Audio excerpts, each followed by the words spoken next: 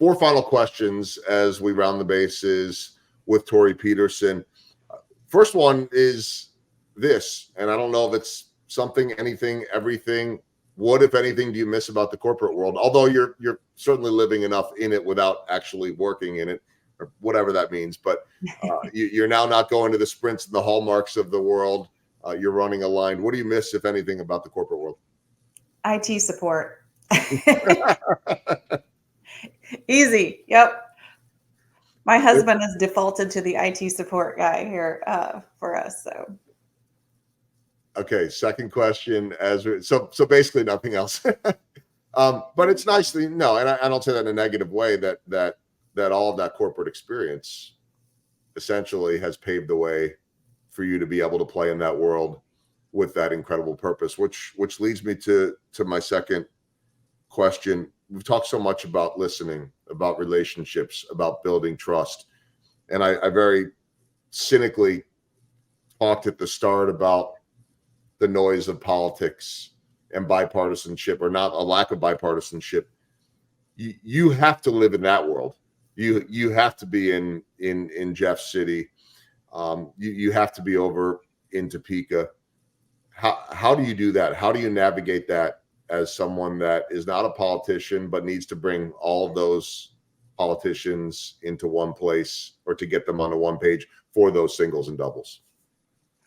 So I think of myself as the honest broker in this conversation. We bring data and facts and not emotion to the conversations. And when you do that and put the kids first, you can keep the politics and the party lines out of it. So sometimes it's still frustrating, don't get me wrong, but that's what helps navigate the halls of both state houses on a regular basis. And we talked about a light bulb moment before. Does that light bulb ever go off in the politician's eyes? Occasionally. Yes. No, it happens. Actually, I'll leave names out of it, but just in the last few years, we've had politicians who were, let's say, not interested in the conversation on education, and now are champions and oftentimes leading those committees. So yes, absolutely. You can change their minds and their hearts. It goes back to facts and data, and really being persistent in those conversations. I was hoping you would say that. I thought you would, because that should give us all some hope that there is that chance, and that's good. I mean, it's nice to be able to hear. Okay, third question as we round the bases. I saw in our research that you launched a BattleBot competition in response to the growing manufacturing workforce crisis. Tell me a little bit about that, and I'm sure that was incredibly gratifying and fun. Yeah. So another hat that I wore prior to Aligned, and a little bit of an overlap there, was working for a group of manufacturers in Kansas City, about 50 manufacturers, who very candidly were fighting over each other's employees. And they thought their issue was that we needed to get some more counselors in the schools. I realized their issue was you need more individuals to know what your jobs are. So we launched a 15-pound BattleBot competition about 8 years ago, and botskc.org, and it's been tremendous. We've had schools from all over the Midwest, middle school, high school, and collegiate. We have 2 levels now, pour into our venue each year and battle it out. So it's been huge. It's given them exposure to the industry, and it's given, for a lot of kids, it's given them their sport, their thing in high school or middle school that makes them want to go to school every day. It's like the modern day debate team or a sports team, right? I mean, these kids are all in on it. And again, not anything that I remember existing. Maybe it did in the smallest of ways, but that's such a cool thing. Okay, last question, my walk-off, and the big one here for you as we wrap it up. The data on the Aligned website, wearealigned.org, shows 518,712 Kansas students, 179,000 Kansas businesses, 883,957 Missouri students, 182,000 Missouri businesses, 60% students not ready. When you look at those numbers, you have to be waking up every single day with that mission, with that vision in mind. I'm curious about where this can go. I know we talked about long-term goals and how people can get involved too. You've built so many partnerships around town.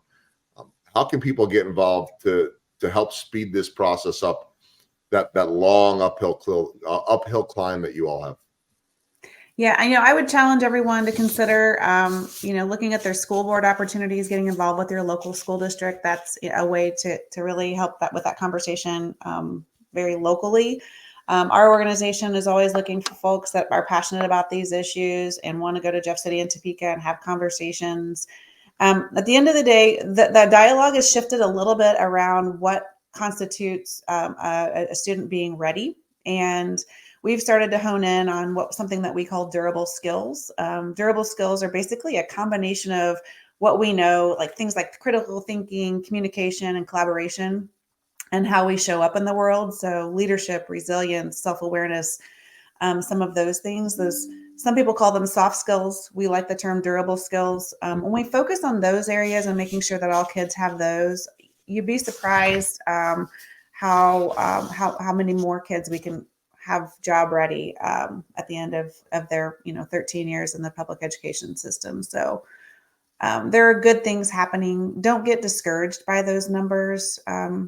We actually should take those numbers and use them to lift the education system and work with them closely is all I would say. And we can only do that if you get involved.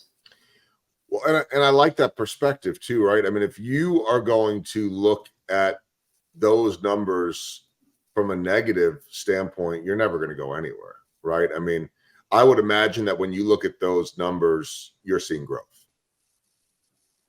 100%. And that's what we care about. And you'll start to see that dialogue shift. Even in Missouri this last year, they have a new accountability system. So the numbers are going to look different because they're measured differently. We're starting to look at how much a kid is growing versus a point in time score, which I think is really important to focus on. And the fact that test scores don't always depict exactly what's going on with that child. And we need to look at the whole child and what skill sets they bring to the table before we get too discouraged with the reports that tend to get put in the media. A lot to be excited about. And yeah, we need to eliminate the noise, keep pushing forward. I encourage everybody to learn more about Aligned. We are aligned.org. It'll be in the show notes as well. Torree, congrats on all the success that you are all having, everything that lies ahead. It's critical. It's important work, no matter what community that we're in, to be able to make sure that these kids are prepared, not just for them, but for us, for our communities. So I appreciate it. Thanks so much for spending time on Running the Bases. I appreciate the opportunity. Thanks, Joel.